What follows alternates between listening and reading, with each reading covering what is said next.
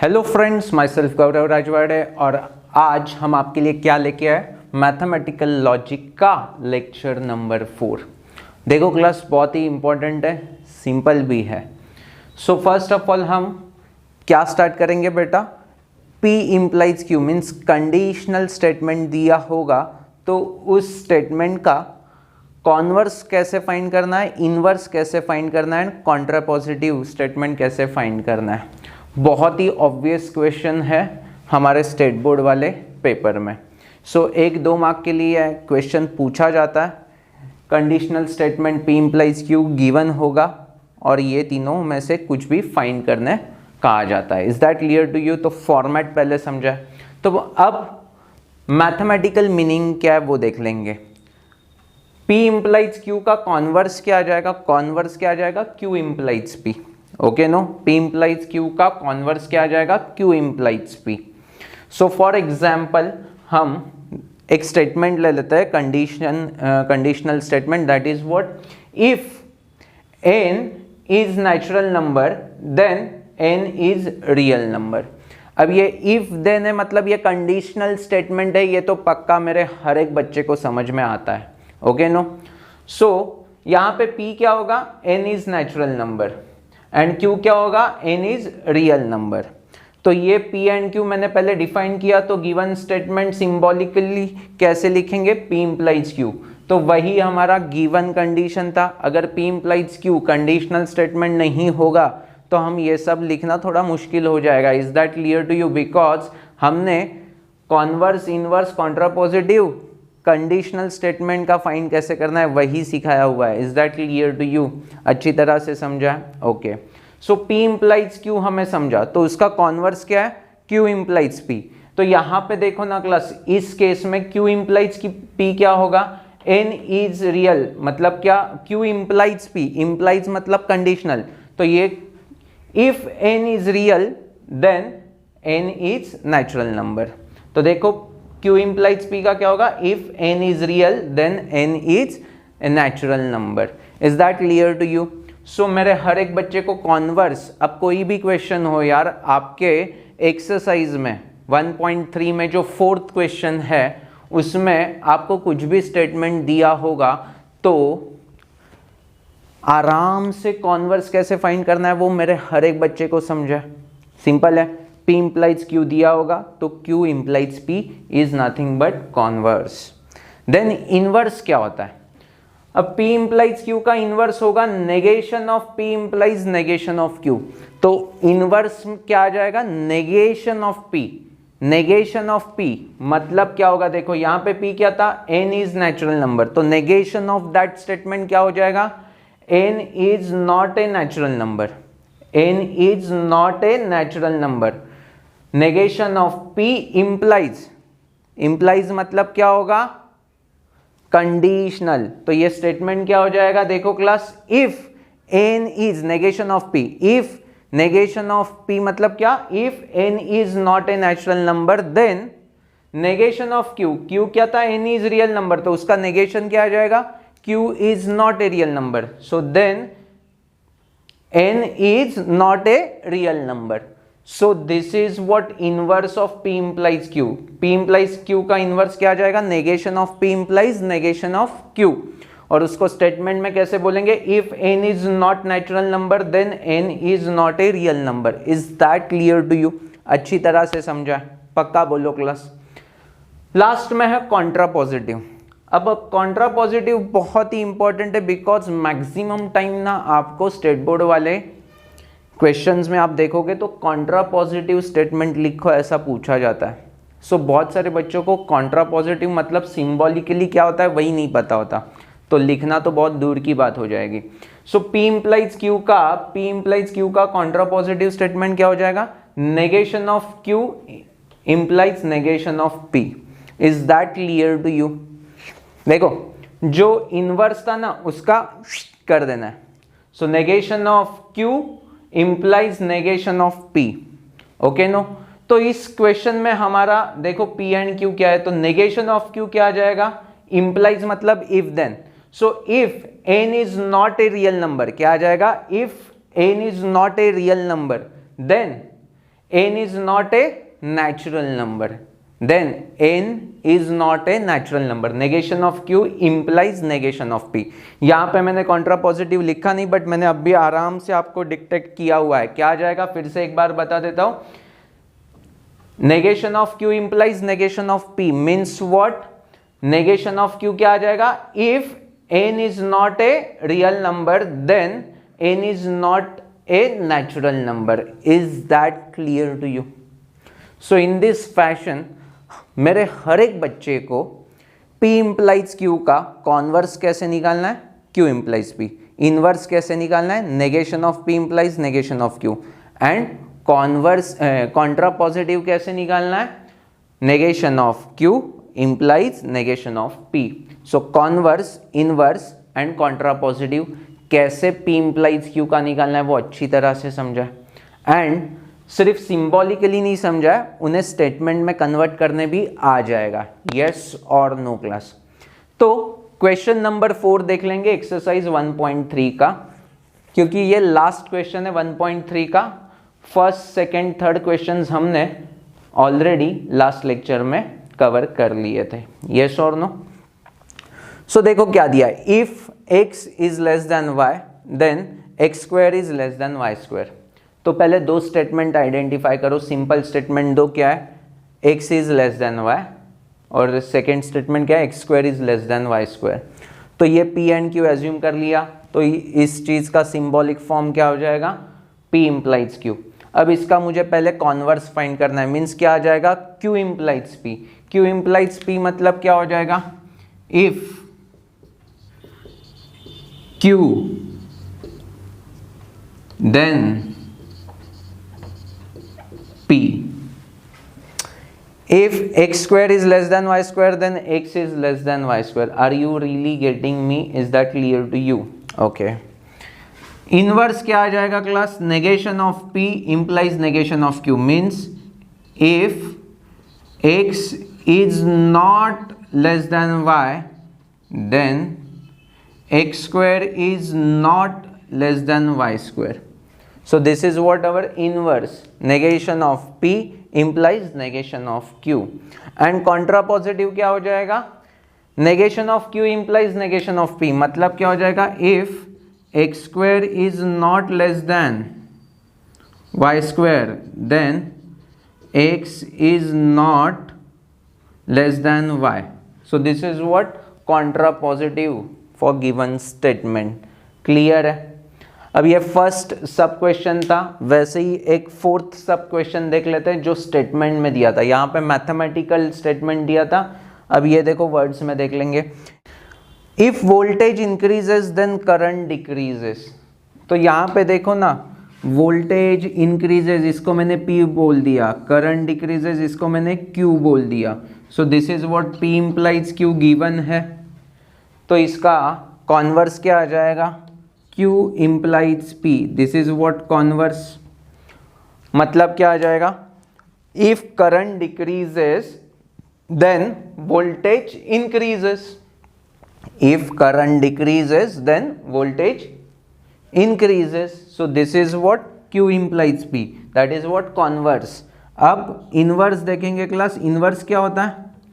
negation of P implies negation of Q. मतलब क्या होगा?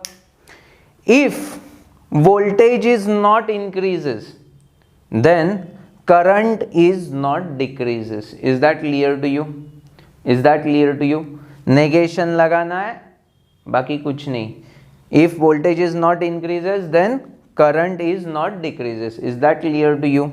then contra positive क्या होगा? negation of Q implies negation of P. negation of Q क्या हो जाएगा? if current is not decreases then voltage is not increases. that's it. तो देखो क्लास बहुत ही सिंपल है. मैंने हर एक लेक्चर में ये बोला हुआ है कि ये चैप्टर बहुत ही स्ट्रेट फॉरवर्ड है. आपको कुछ चीज़ें पता है, that's it. दिमाग को यूज़ करना ही नहीं है. क्लियर हो चुका है? सो मेरा हर एक बच्चा वीडियो को यहाँ पे ही पॉज करके सारे सब क्वेश्चन नंबर 4 के सारे सब क्वेश्चन सॉल्व कर देंगे क्लास, एंड कंफर्म हो जाएंगे कि हमें converse, inverse and contrapositive निकालने आ जाएगा. Okay no? अब इसके बाद है अलजेब्रा ऑफ स्टेटमेंट। देखो क्लास बहुत इंपॉर्टेंट है, इससे बहुत सारे शो दैट वाले प्रॉब्लम्स हम आराम से कर सकते हैं। सो अलजेब्रा में बहुत सारे लॉज होंगे ऑब्वियसली। सो फर्स्ट बहुत सारे लॉज हमें पता भी होंगे यार, क्योंकि बहुत कॉमन सेंस से भी कुछ कुछ रिजल्ट्स हमें समझ में आ जाएंगे। ओके नो, तो उसके लिए कुछ बड़ा दिमाग लगाने की ज़रूरत नहीं है। सो एक एक लॉ को आराम से देखेंगे क्लास। ये रिजल्ट्स है, हमें कुछ प्रूफ भी नहीं है। आप ट्रूथ टेबल से ये सारे रिजल्ट्स प्रूव कर सकते हो। Is that clear to you? Truth table से ये सारे रिजल्ट्स प्रूव हो सकते हैं, बट कुछ ज़रूरत नहीं है क्लास। अगर किसी ने पूछा तो ट्रूथ टेबल से कर दो, अदरवाइज ये दिमाग में फिट करना चाहिए। देखो क्लास, आइडेम्पोटेंट में इतना याद रखो कि उसी एलिमेंट का उसी एलिमेंट के साथ हमें ऑपरेशन करना है, तो आइदर वो कंजंक्शन होगा या डिसजंक्शन होगा। Is that clear to you? पक्का समझ में आ रहा है? सो देखो, P conjunction with P implies P, इसका मीनिंग क्या है? P की वैल्यू T होगी तो T और विथ T तो भी T ही आने वाला है, F और विथ F तो भी F ही आने वाला है। Is that clear to you? So जो वैल्यू होगी वही वैल्यू मिलने वाली है, इसीलिए इन जनरल उन्होंने क्या बोल दिया? P और विथ P और disjunction with P implies P only. अब इसका हमने कंजंक्शन ले लिया तो क्या हो जाएगा?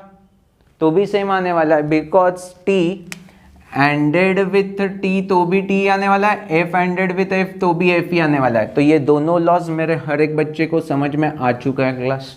Yes.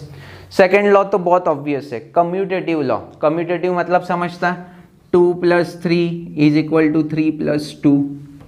So we can say ये एडिशन जो ऑपरेशन है वो कम्यूटेटिव लॉ को फॉलो करता है। Okay no?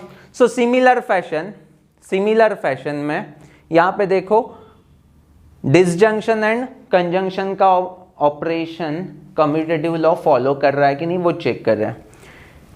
P disjunction with Q implies Q disjunction with P। सो ये तो बहुत ही ऑब्वियस है ना क्लास, बिकॉज T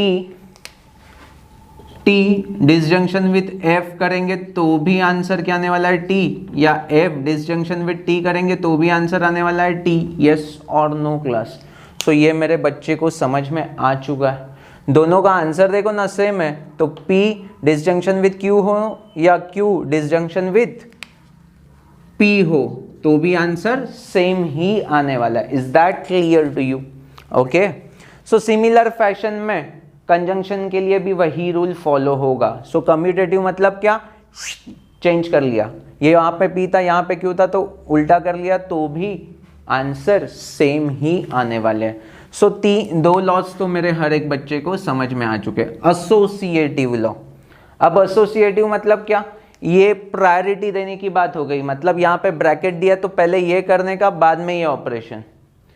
तो हम इसकी प्रायोरिटी चेंज भी कर सकते हैं, पहले P डिसजंक्शन विथ Q कर सकते हैं and then disjunction with R कर सकते हैं। सो ये एसोसिएटिव लॉ भी मेरे हर एक बच्चे को समझ में आता है क्लास। देखो ना, हम ये 8 या 9 स्टैंडर्ड से ये सब लॉज 8 या 9 स्टैंडर्ड से हमने ये सब लॉज देखे हुए। एसोसिएटिव मतलब क्या, कम्यूटेटिव मतलब क्या, and all those thing. Yes और नो क्लास? डिस्ट्रीब्यूटिव मतलब क्या? यस। यहाँ पे देखो ना, डिस्ट्रीब्यूटिव क्या होता है? 3 × 2 + 5। इसको मैं ऐसे लिख सकता हूँ 3 × 2 + 3 × 5। तो इसको हमने क्या बोला? ये मल्टीप्लिकेशन डिस्ट्रीब्यूटेड ओवर एडिशन। अब यहाँ पे क्या करना है? देखो 3 की जगह पे मैंने P ले लिया, यहाँ मल्टीप्लिकेशन की जगह पे कंजंक्शन ले लिया, एंड यहाँ पे Q और प्लस की जगह पे डिसजंक्शन और ये R। तो देखो ना क्या मिलेगा? P मल्टीप्लिकेशन है तो ये, और यहाँ पे P, तो ये क्या हो गया? देखो हाँ क्लास, ये जो ऑपरेशन है that is what? Conjunction distributed over disjunction. Is that clear to you? पक्का समझ में आ चुका है? देखो ना, ये डिस्ट्रीब्यूट हो गया ना सेपरेटली। क्लियर है क्लास? तो वही रिजल्ट्स यहाँ पे, एक बार कंजंक्शन उन्होंने यहाँ पे ले लिया, डिसजंक्शन यहाँ पे, और दूसरे टाइम क्या कर लिया क्लास, डिसजंक्शन यहाँ पे ले लिया, कंजंक्शन यहाँ पे। तो मैं बोल दूंगा disjunction distributed over conjunction. Is that clear to you? अच्छी तरह से समझा है, disjunction distributed over conjunction. So दोनों फैशन में यहाँ पे डिस्ट्रीब्यूशन लॉ लिखा हुआ है, मेरे हर एक बच्चे को समझ में आ चुका है। वीडियो को पॉज कर करके आप ये सारे लॉज पहले लिख लो क्लास, दिमाग में फिट करना बहुत ज़रूरी है, बिकॉज हमें इसको डायरेक्टली यूज करना है। देन डिस्ट्रीब्यूटेड लॉ भी अच्छी तरह से समझा है क्लास। अब एब्जॉर्प्शन लॉ, अब ये बहुत इंपॉर्टेंट है क्लास, बिकॉज ये थोड़ा नया है। इसके पहले वाले हमने कम्यूटेटिव, एसोसिएटिव, डिस्ट्रीब्यूटिव, ऑलरेडी कुछ भी नया ऑपरेशन देखा होगा, वेक्टर में होगा या नॉर्मल अलजेब्रा में, तो ये लॉज हमने ऑलरेडी स्टडी किए थे, सेट थ्योरी में देखे थे, येस और नो क्लास। बट ये एब्जॉर्प्शन लॉ क्या है वो देखते हैं क्लास। देखो, P disjunction with P conjunction with Q, इसका सीधा आंसर P आता है। अब कैसे वो मैं बता देता हूँ। यहाँ पे कुछ भी वैल्यू ले लो, P की वैल्यू T ले लो एंड Q की वैल्यू F लेंगे, तो क्या होगा देखो, P disjunction with T ended with F, बरोबर है। अब यहाँ पे देखो T एंडेड विथ F मतलब क्या, कंजंक्शन, तो उसमें एक भी F होगा तो इसका आंसर F ही आने वाला है। एंड T के साथ कुछ भी डिसजंक्शन में होगा तो आंसर क्या आता है, T, और T किसकी वैल्यू थी, P की, तो इसका आंसर P आ रहा है। देखो ना, मैच हो चुका है, यस और नो। अब ये Q की वैल्यू अगर T भी होती ना तो भी यहाँ पे T आ जाता था, तो यहाँ पे भी T आ जाता, तो फिर भी T आने वाला है। सो Q की वैल्यू T हो या F हो, उससे कोई फर्क नहीं पड़ने वाला। P disjunction with Q conjunction with P conjunction with Q, ऐसा कभी भी आपको दिखेगा रिजल्ट तो सीधा आंसर हम P लिख सकते हैं। Is that clear to you? अच्छी तरह से समझा। सो P के साथ कुछ भी डिसजंक्शन हो रहा है तो P की जो वैल्यू होगी वही होने वाली है। Is that clear to you? Because it's a independent of T and F। Clear है? पक्का समझा? ओके। अब नेक्स्ट देखते हैं क्लास, प्यार से। एब्जॉर्प्शन लॉ ये तो समझ में आ गया। अब सेकंड देखो, P conjunction with P disjunction with Q। अब यहाँ पे T ले लेंगे, T और ये F, तो यहाँ पे एक भी T होगा तो आंसर T आता है, एंड T का आंसर क्या होगा, T ही होगा। अब एक बार यहाँ पे मैंने P की वैल्यू क्या ली थी, T, एंड Q की वैल्यू क्या ली थी, F। अब दोनों की वैल्यू हम क्या लेंगे, T लेके देखते हैं। So what we get, T, so इनका भी आंसर T आएगा, and T disjunction with T is T आने वाला है। Is that clear to you? तो ये एब्जॉर्प्शन लॉ समझ में आ रहा है क्लास। तो इतना बड़ो स्टेटमेंट रहेगा तो उसका डायरेक्टली हम क्या आंसर लिखेंगे, P। Is that clear to you? ये सारे एब्जॉर्ब हो रहा है, सिर्फ ये P आंसर बच रहा है। Are you getting me class? तो इस लॉ को एब्जॉर्प्शन लॉ क्यों बोला वो भी समझ में आ रहा है क्लास। ये कितना छोटू बना देता है ना रिजल्ट को। Are you really getting me? तो ये सबसे स्टार है हाँ क्लास, इसको हमें बहुत रिगरसली यूज करना है। बाद में क्या आ रहा है, डी मॉर्गन्स लॉ। ये तो हमने लास्ट टाइम भी देखा था यार, बट फिर भी मैंने वहाँ पे सिर्फ हाईलाइट किया था, आज थोड़ा अच्छी तरह से देखते हैं। टैगलाइन क्या थी, cut the line change the sign, yes और नो। हम कैसे बोलते थे, ए बी, नेगेशन को हमने ऐसे लिखा था तो यहाँ पे बोल दिया था कट द लाइन, तो ये ऐसा दिखेगा, और चेंज द साइन तो ये ऐसा दिखेगा, यस और नो। तो हमने जो टैगलाइन बोला था cut the line change the sign, उससे ये आंसर मिल रहा है। बट यहाँ पे हम नेगेशन कैसे दिखाते हैं, ऐसे दिखाते हैं ना, P डिसजंक्शन विथ Q, तो इसका आंसर क्या आएगा, नेगेशन ऑफ P डिसजंक्शन का क्या हो जाएगा, कंजंक्शन हो जाएगा नेगेशन ऑफ Q। सो ये फर्स्ट लॉ हो गया किस चीज का, डी मॉर्गन्स लॉ का। सेकेंड क्या हो जाएगा, P अब ये डिसजंक्शन का हो गया तो अब कंजंक्शन का हो जाएगा क्लास। तो यहाँ पे क्या मिलने वाला है, negation of P, change the sign मतलब disjunction negation of Q। So these are what, De Morgan's law. इसको रिवर्स मैनर में भी हम लिख सकते हैं, negation of P conjunction with negation of Q, this implies negation of P disjunction Q। is that clear to you? so both side से हम इसे यूटिलाइज कर सकते हैं। तो ये क्या हो गए, De Morgan's laws. Then complement laws. अभी कॉम्प्लीमेंट तो बहुत ही सिंपल है ना क्लास, क्या है देखो, P नेगेशन ऑफ P क्या होता है, P होता है। सो ये कॉम्प्लीमेंट समझ में आता है। सेकेंड हमें ये भी पता चलता है कि P इम्प्लाई एंडेड विथ, या इसको हम क्या बोलेंगे, conjunction with negation of P होगा। तो आंसर ऑलवेज क्या आने वाला है क्लास, यस और नो। क्यों, देखो यहाँ पे T होगा तो यहाँ पे F होगा, यहाँ पे F होगा तो यहाँ पे T होगा, यस और नो। बट एक भी F होता है तो आंसर क्या आता है कंजंक्शन में, F। Is that clear to you? So similar fashion हम ऐसे बहुत सारे नेगेशन या कॉम्प्लीमेंट के लॉज बना सकते हैं। सो ये कॉम्प्लीमेंट लॉज भी समझ में आता है क्लास, यस और no. Is that clear to you? अच्छी तरह से समझा। अब देखो आइडेंटिटी लॉज है।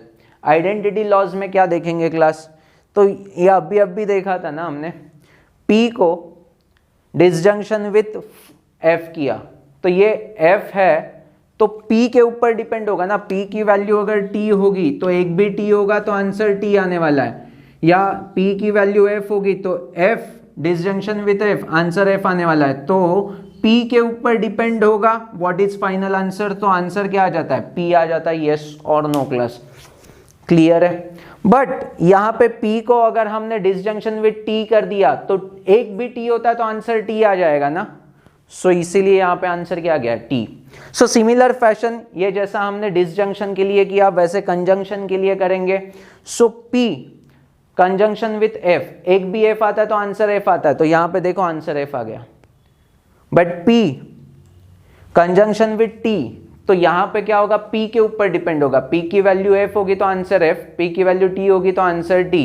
सो depending on P, so answer क्या होगा, P। Is that clear to you? So मेरे ख्याल से आइडेंटिटी लॉज भी मेरे हर एक बच्चे को अच्छी तरह से समझे हुए हैं। एंड लास्ट के जो दो लॉज है वो उसे हमने ऑलरेडी लेक्चर नंबर 2 में देख लिया है क्लास, ट्रूथ टेबल बनाते समय, that is what, conditional and biconditional laws. So conditional law क्या है, P इम्प्लाइज Q। इसको हम कैसे लिख सकते हैं, negation of P disjunction with Q, yes और नो क्लास। क्लियर है? ओके। अब बाय कंडीशनल लॉ क्या होता है, negation of P disjunction with Q and conjunction with negation of Q disjunction with P। सो ये हो गए conditional law and bye conditional law. अब यूजिंग दिस हमें एक्सरसाइज 1.4 ट्राई करना है। सो आज के लेक्चर में मैं यहाँ पे ही रुक जाता हूँ, बट मैं एक्सपेक्ट करूँगा कि मेरा हर एक बच्चा ये सारे लॉज को अप्लाई करके 1.4 के मैक्सिमम क्वेश्चंस को सॉल्व करने की कोशिश करेगा। Is that clear to you?